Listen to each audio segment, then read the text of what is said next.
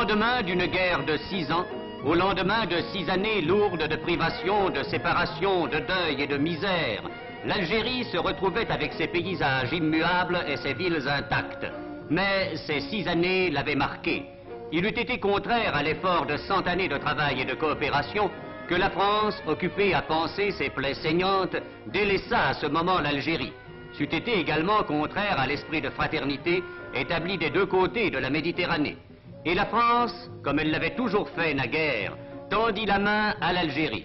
Ce fut d'abord le retour des prisonniers musulmans libérés par la victoire, qu'on vit revenir par les moyens les plus rapides. Des escadrilles d'avions de transport furent spécialement chargées de ce soin. Elles permirent à nos prisonniers de retrouver au plus tôt le sol natal où l'on s'était préoccupé de leur assurer les moyens de reprendre leur vie civile.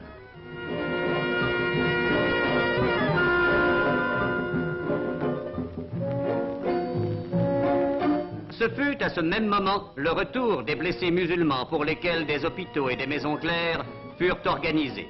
Et ce ne fut pas seulement une fois que le gouverneur général Châtaigneau vint leur témoigner lui-même la sollicitude de la métropole. Ce furent, dès le lendemain de la victoire, et malgré les conditions de pauvreté matérielle au milieu desquelles la France se trouvait, du fait de la guerre et de 4 années d'occupation, les secours apportés à la population algérienne, privée durant ces 5 ans de tout apport de tissus, de vêtements et de vivres. Il y eut là un magnifique effort, le geste splendide d'un pauvre se découvrant pour couvrir un plus pauvre que lui. Et la France eut à cœur de faire parvenir et distribuer aux Algériens nécessiteux toutes ces richesses indispensables dont la pauvreté d'un monde ruiné par la guerre privait les hommes de tous les pays.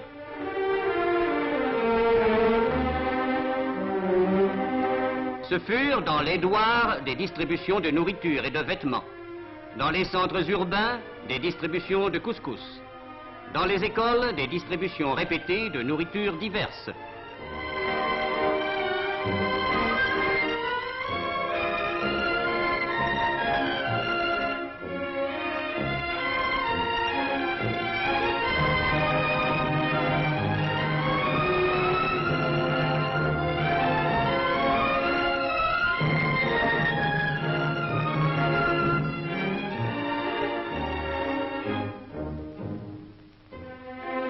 Ce furent également pour les enfants pauvres des distributions de chaussures et de vêtements récoltés de l'autre côté de l'eau, dons gratuits du peuple français tout entier.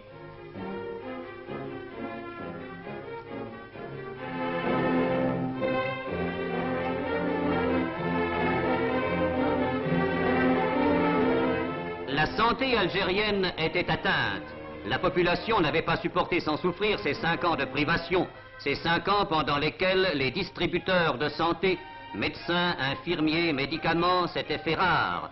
Les assistantes sociales revenues reprirent leur travail de détection. Des missions médico-sociales, munies du matériel le plus moderne, prirent la route pour aller porter dans les centres du Sud et dans les villages les plus éloignés des grandes artères la santé et le secours.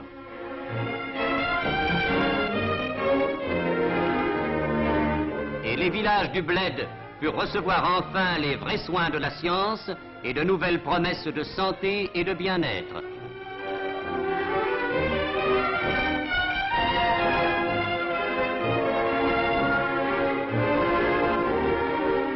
À Alger, d'autre part, s'établissait un centre de transfusion sanguine, à l'image des centres de même nature qui existent aujourd'hui dans toutes les grandes villes du monde et dont l'action a permis de sauver tant de vies.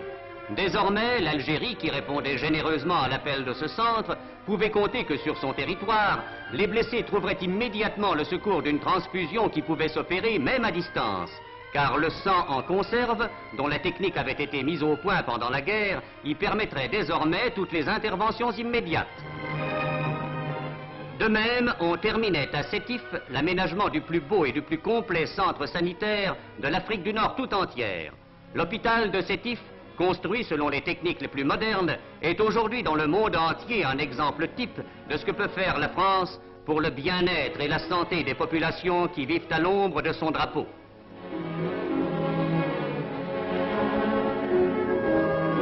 L'hôpital de Sétif comprend en plus de ses lits de malades Une maternité moderne sur laquelle peuvent prendre exemple nombre de maternités de l'ancien et du nouveau continent.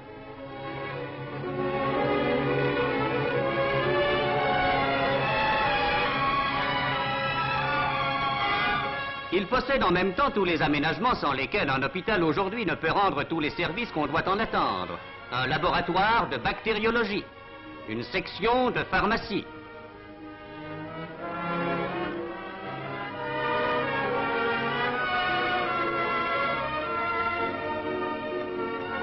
et une section de radiologie qui permet à l'hôpital de Sétif de se montrer l'égal des centres les mieux équipés de Paris ou de New York. C'est là que travaille dans le silence une infirmière musulmane, mademoiselle Messaï, que le gouverneur général est venu décorer pour le dévouement dont elle fit preuve en des circonstances tragiques.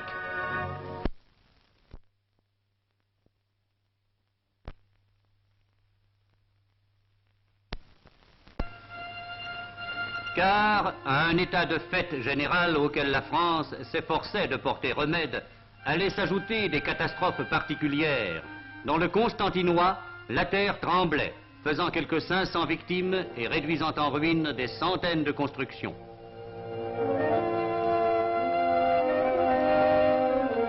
Le ministre de l'Intérieur de l'époque se rendait immédiatement sur les lieux du séisme pour présider à l'organisation des secours et apporter aux populations éprouvées l'assistance de la métropole. Un autre drame, d'une autre ampleur, allait menacer l'Algérie. Une sécheresse totale annihilait la récolte de blé dans les pays de céréales, anéantissant les pâturages dans les terrains d'élevage. Les sauterelles achevaient la ruine d'une année.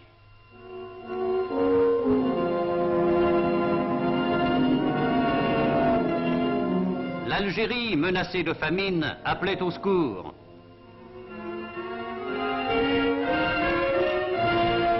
En même temps que les dernières réserves étaient livrées à la consommation, les premiers navires venus de France apportaient à l'Algérie une partie des maigres stocks de la métropole où le ravitaillement reste depuis l'occupation déficient.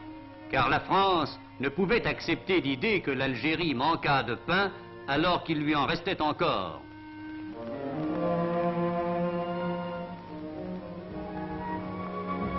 Un autre problème se posait en Algérie, celui de la reconstruction.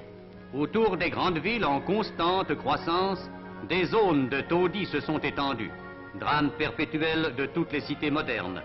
Pour obvier au fléau des taudis, le gouvernement général a pris des mesures de reconstruction qui commencent à porter leurs fruits. Que ce soit autour des villes, que ce soit dans les centres agricoles, les constructions neuves marquent aujourd'hui l'aurore d'une nouvelle politique de l'urbanisme et du recasement.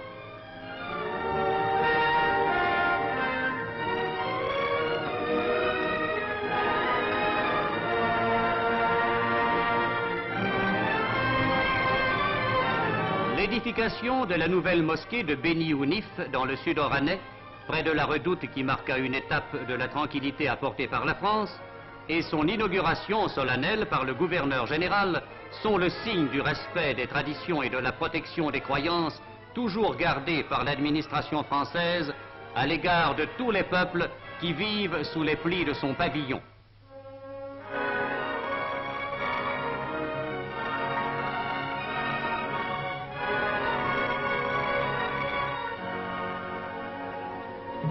Sous les plis de ce pavillon, en effet, chaque année se déroule dans toute l'Algérie les rites du Ramadan, pour lesquels l'administration a toujours manifesté le plus profond respect.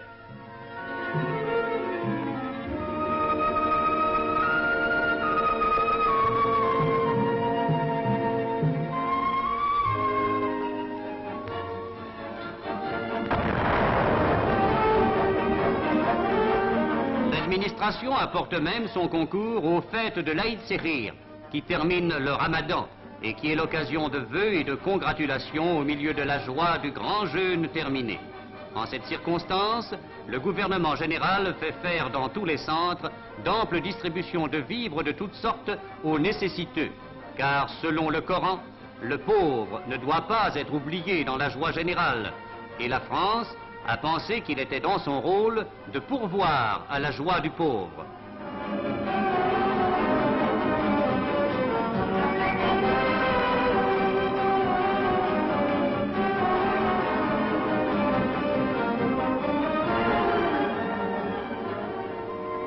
La France s'est d'ailleurs montrée si respectueuse des croyances et des coutumes musulmanes qu'à la mosquée construite en plein cœur de Paris, on a vu cette année, à l'occasion de l'Aïd Sérir, le gouverneur général de passage dans la capitale assister aux prières rituelles en compagnie des principales notabilités musulmanes en résidence à Paris.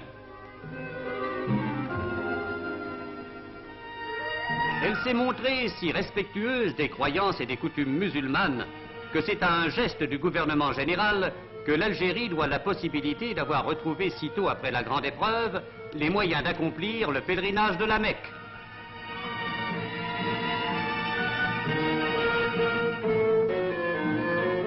Gardienne de la foi, respectueuse des traditions, la France n'en est pas moins la préparatrice d'avenir. Combien d'écoles de toutes sortes ont été construites où les jeunes Algériens apprendront les sciences et les techniques qui leur permettront de tenir leur place dans un monde où comptent d'abord ses qualités. Préparatrice d'avenir, éducatrice, la France a montré tout récemment encore avec quelle hauteur elle comprenait ce rôle commencé par elle voici 100 ans. Par l'extension de l'octroi des droits civiques, elle a magnifiquement donné au monde la leçon que le monde attendait du pays de la fraternité, en faisant accéder la population aux droits essentiels de la citoyenneté, en acceptant les élus de cette population dans ses conseils nationaux. La France a magnifiquement montré le sens de sa tutelle et l'élévation de sa civilisation.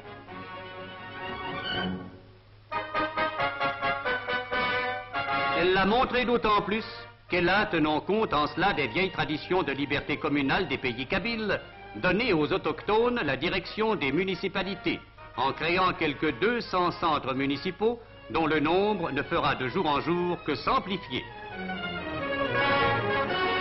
Elle l'a montré enfin en appelant les Algériens à la direction générale de leur pays dans ces assemblées qui unissent les Français aux musulmans. L'assemblée financière, par exemple, que préside le gouverneur général, entouré de hautes personnalités musulmanes, est justement le signe de cette compréhension française. Et c'est peut-être là le plus beau symbole d'une union qui, dans l'espace d'un siècle, a fait de l'Algérie un morceau de la chair et de l'esprit français.